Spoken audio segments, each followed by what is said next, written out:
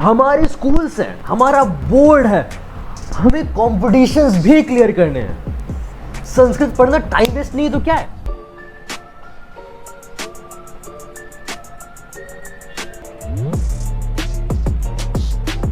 कहीं गुलाम मत रह जाना।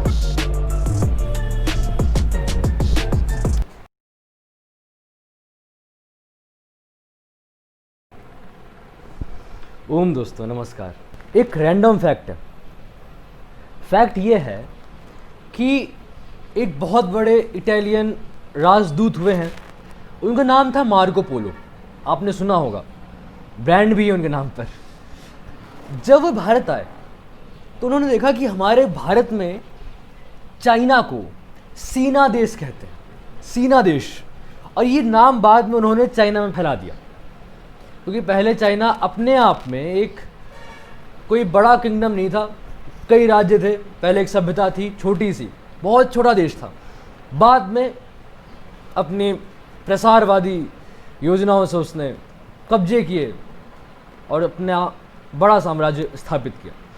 लेकिन आज हमें गर्व होना चाहिए कि अगर किसी ने चाइना को नाम दिया है तो वो हम लोग हैं। संस्कृत भाषा है।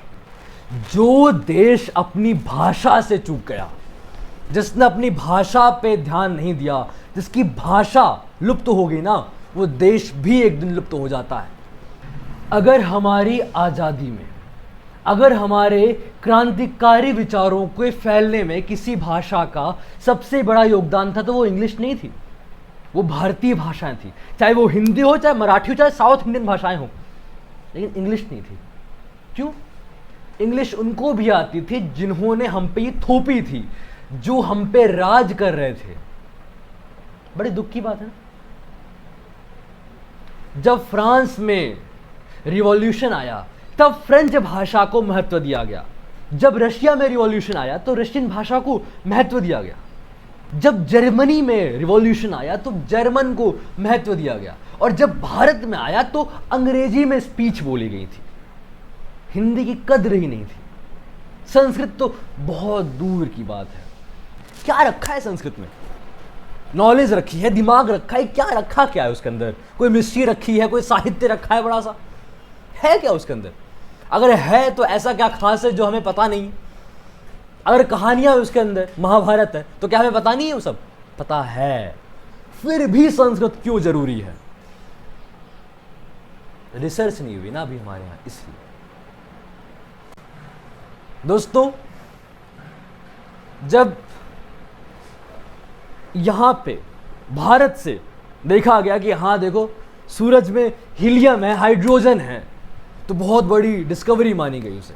साइंटिस्ट ने उसकी जो वेव्स आती हैं उसके स्पेक्ट्रम से पता लगाया कि कौन कौन सी गैसेस हैं सूरज पे। बहुत बड़ी डिस्कवरी थी। और जब हमारे वेदों में पहले से ही लिखा था आपो रसः सूर्य प्रतिष्ठितम, मतलब कि पानी का जो सार है वो सूरज में रखा है। अब पानी का सार क्या है? पानी को हाइड्रोलाइज कर दीजिए, पुरानी बात। जो मेन कंपोनेंट है, जो twice the amount of other component है, हाइड्रोजन, वो है सूरज पे। ऐसा पहले ही बोल दिया गया है वेदों में। वो हाइड्रोजन बाद में बन जाता है हीलियम, सेकंड मेन कंपोनेंट।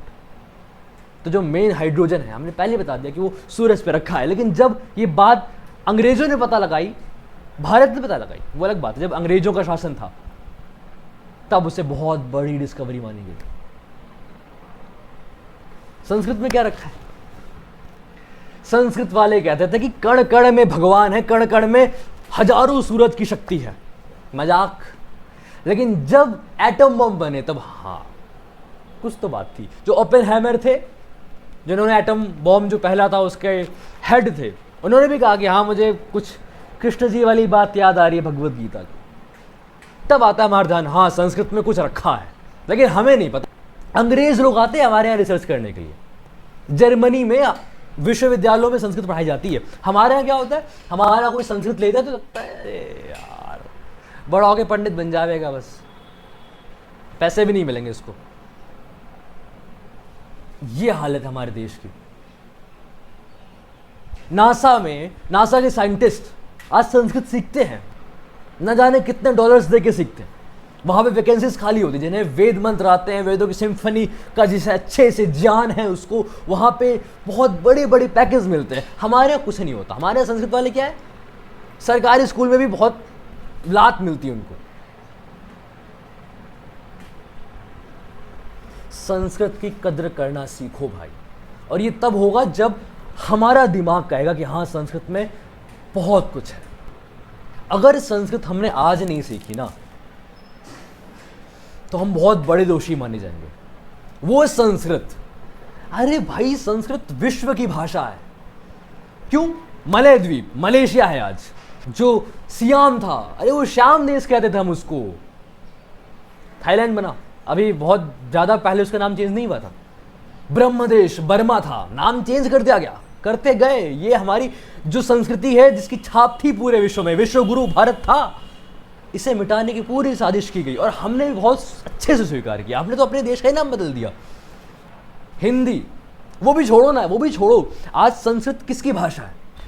आज संस्कृत उन लोगों की भाषा है जो जब किसी का जन्म होता है तो कुंडली बना देते हैं, जब शादी होती तो मंत्र पढ़ देते हैं, और फिर जब किसी का देहांत हो जाता है तो वहाँ पे आकर श्राद्ध करवा देते हैं और फिर वहाँ पे खाने पीने आ जाते हैं। नहीं, संस्कृत जानने वाले कब सुसाइड करते हैं बताओ? बायोलॉजी में जितना सम्मान लैटिन को मिलता है उतना किसी को नहीं मिलता। अगर कोई भाषा, अगर किसी स्पीसीज का नॉमेनक्लेचर हो रहा है वहां पे, अगर आपका नाम कुछ भी है, आपका नाम है एनरिको, आप इटालियन हो, फिर भी आपका नाम लैटिनाइज हो जाएगा, आपका नाम होगा हेनरिकस। अगर आप राम है तो राम, लैटिन में राम पढ़ ही नहीं सकते आप, वहां पे बोला जाएगा रामस। ये चीज हमसे ले गई है। हमारे अभी आप राम नहीं बोल सकते संबोधन के अलावा, आपको बोलना पड़ेगा रामः, और रामः बनने से पहले कुछ स्टेप्स पहले रामस शब्द सिद्ध होता है। ये लैटिन, ग्रीक हमारी भाषा है। नवगति, नाव की जो गति होती है, बना दिया गया नेविगेशन। कितना कितना बताना ही नहीं चाहिए। माता पिता, ये तो बहुत बहुत वैसे एग्जाम्पल हो गए ना, कॉमन टाइप के, सबको पता है। इंडो यूरोपियन भाषाएं हैं तो कॉमन तो होगी। अब इंग्लिश, संस्कृत, सब इंडो यूरोपियन भाषाएं तो चलना तो पड़ेगा, इसमें कुछ ना कुछ तो इसमें कॉमन होगा ही। लेकिन ये नहीं देखा गया कि कॉमन जो है वो कहाँ से आया। जब दो भाइयों दो बहनों में, सगे भाई बहनों में कुछ कॉमन होता है तो कहाँ से आता है? घर के एनवायरनमेंट से आता है, माता पिता से आता है। लेकिन कॉमन है कोई बात नहीं, कहाँ से आ गया, ब्रह्मांड में कहाँ से टपक गया पता नहीं। संस्कृत की तो कदर करनी ही नहीं है आपको। स्वसा सिस्टर बन गया। अगर आप बायोलॉजिस्ट हैं, आप शरीर की एनाटॉमी जानते हैं, आपको पता होगा कि पैरी का मतलब क्या होता है, PERI, पैरी, चारों ओर। और संस्कृत में जो परि का मतलब होता है वो भी चारों ओर होता है। पर्यावरण, पर्यावरण, जिससे हम चारों तरफ से ढके हैं, पर्यावरण। परिक्रमा, परिभ्रमण, परिक्रमा करते हैं, चारों ओर चक्कर लगाते हैं। परिवेश, एनवायरमेंट। हम जब बोलते हैं नियो, तो नहीं आता कि कुछ नव करके हमारे यहाँ भी था, जो वो बाद में हमारी हिंदी में नया बन गया। जब हम कहते हैं नियो सिस्टमैटिक्स, हमारा जो पथ था, पथ उससे पाथ बन गया। संस्कृत में साइंस है, संस्कार भी हैं। किसी भाषा में संस्कार नहीं होते, जिसमें संस्कार होता है उसमें साइंस नहीं होती। संस्कृत में ऐसा है, दोनों है। हमारे कल्चर में हर एक बात साइंटिफिक है। टीका लगाया मैंने, यहाँ पे एक्यूप्रेशर पॉइंट है। आप बिलीव नहीं करते होंगे, लेकिन आज जो ये मॉडर्न साइंटिस्ट हैं वो बिलीव करते हैं। किसी को लगता नहीं था कि अरे यार स्पेस टाइम ऐसा होगा, एनर्जी मास में कन्वर्ट हो जाती होगी। सब बहुत बहुत काल्पनिक बातें लगती हैं, कपोल कल्पनाएं लगती हैं सब। लेकिन जब सिद्ध होता तो हाँ ये साइंस है, ये नई साइंस है। और असल में ही पुरानी साइंस है जो हमें पता ही नहीं थी।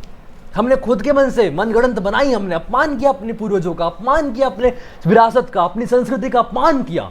और फिर जब बाद में नई संस्कृति आई तो भारत को लगा भारत ने क्या किया यार, कुछ नहीं। जिस वक्त अंग्रेज लोग कहते थे कि पृथ्वी चपटी है, और उनको ये एनलाइटमेंट 14वीं शताब्दी में आया कि नहीं पृथ्वी तो गोल है। उससे पहले 8वीं शताब्दी का एक मंदिर है जिसे इतिहासकारों ने बताया है।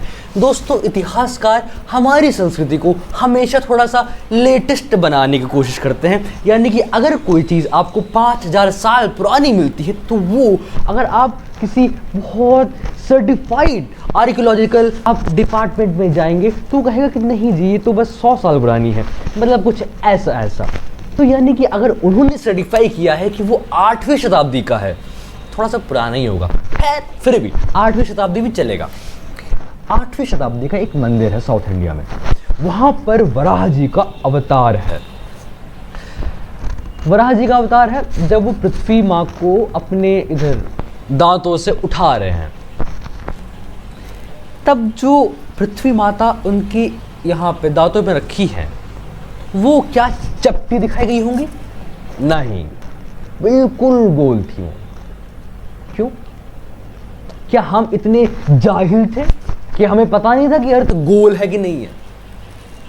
लेकिन उस वक्त वहां पर जो साइंटिस्ट कहता था कि नहीं, अर्थ सेंटर में नहीं है, सेंटर में तो सूरज है जिसके आसपास सारे प्लैनेट्स घूमते हैं, सिर्फ बकायदा हेरेसी का इल्जाम लगाता था उन पे कि आप हमारी चर्च की मान्यताओं का खंडन कर रहे हैं, आप जो हैं वो एक हेरेटिक हैं, आपका एग्जीक्यूशन होना चाहिए। फ्यूचर है हम लोग, अगर इस मामले में अगर हमने नहीं रिसर्च की तो कौन करेगा? अंग्रेज कर रहे हैं, अंग्रेज कर रहे हैं। हमारी कितनी सारी मैन्युस्क्रिप्ट्स आज भी चले जाते हैं अंग्रेजों के पास, बहुत कम ही लोग होते हैं जो बचा पाते हैं, उस पर रिसर्च करते हैं। कभी जाके देखो कौन कौन रिसर्च कर रहा है, कुछ ही संस्थान है। मुझे गर्व होता है कि हमारे पतंजलि में न जाने कितनी पांडुलिपियों पे खोज चलती रहती है, और आज भी न जाने कितनी पांडुलिपियां आपके घर के नीचे दबी सड़ रही होंगी, आपको भी नहीं पता। इसमें हम कुछ कर भी तो नहीं सकते ना। काश बचा लिया होता हमने। जब विदेशी लोग आते थे तो हम क्या करते थे? अपना सारा धन दौलत जान सब गाड़ दिया हमने, उसकी जगह ले ली प्रतीकों ने। जब हमने जज्जो-पवित, हमारे साथ जो अत्याचार हुआ है दोस्तों, हमारी संस्कृति के दोषी हम हैं ऐसा भी नहीं कह सकते यार। हमारी संस्कृति के दोषी बहुत लोग हैं। उनमें से एक है विदेशी आक्रांता, जो आते थे, जिन्हें ये लगता था कि भारत उनकी जागीर है। उन्होंने क्या किया? जज्जो-पवीत निकलवाए सबके, तनों में जज्जो-पवीत से पानी गर्म करके खाना खाते थे। ऐसे भी बादशाह हुए हमारे यहाँ, बादशाह जिन्हें आज हम महान कह देते हैं, जिनके बारे में हम बहुत ही शिद्दत से पढ़ते हैं। ये साइड नहीं पढ़ते हम उनका, लेकिन ये है।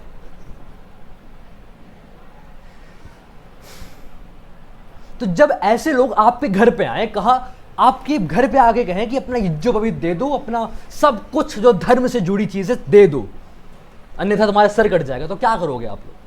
अपने सारे ज्ञान, अपने शास्त्र छुपा के अपने घर के अंदर रख दोगे या फिर गाड़ दोगे कहीं पे, लेकिन प्रचार नहीं कर सकते हम उसका।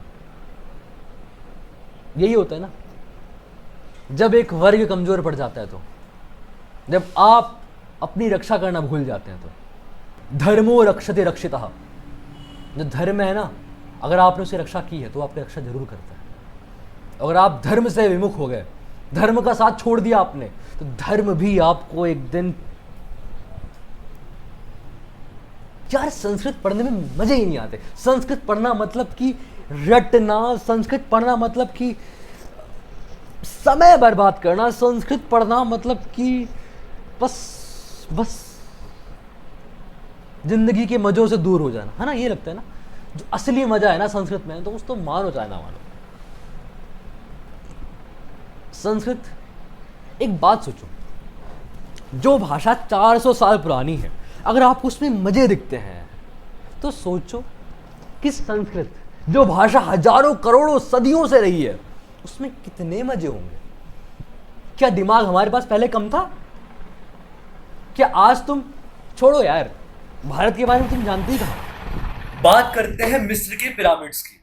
क्या इतने बड़े बड़े पत्थर कोई बेअक्ल इंसान इतने ऊपर तक बड़े ही सजावट के साथ लगा सकता है? क्या उस वक्त क्रेन होते थे? क्या उनके अंदर दिमाग कम था? अगर हम ये सोचते हैं ना कि हम आज के युग वाले हैं, हम इस मॉडर्न साइंस के युग में पैदा हुए हैं, हम इंफॉर्मेशन टेक्नोलॉजी के युग में पैदा हुए हैं, हम साइंस की एरा में पैदा हुए हैं, तो साइंस की एरा में पैदा हुए होने वाले लोगों, ये सुन लो, तुम्हारे पास बहुत कुछ नहीं है। आयरन पिलर पे आज ही मत्था फोड़ते लोग, मत्था नहीं फोड़ते, मतलब रिसर्च करते हैं, कुछ नहीं मिलता उनको, क्या है कैसे किया नहीं पता लगता। जो हमारे यहाँ की विरासत थी, हमारे यहाँ जो लोहे बनाते थे, जो हमारे यहाँ वुड स्टील जो है, जिसका नाम भी अंग्रेजों ने दे दिया तुरंत, माइकल फैराडे, बहुत बड़े एक्सपेरिमेंटल साइंटिस्ट थे, सम्मान करता हूं मैं उनका। उन्होंने भी सोचा कि मैं एक बारी भारत से लाई हुई चीज, जिसका नाम बाद में पता क्या पड़ गया था, डेमेस्कस स्टील। सोचो, हमारे देश के नाम में भी नहीं पड़ा वो नाम।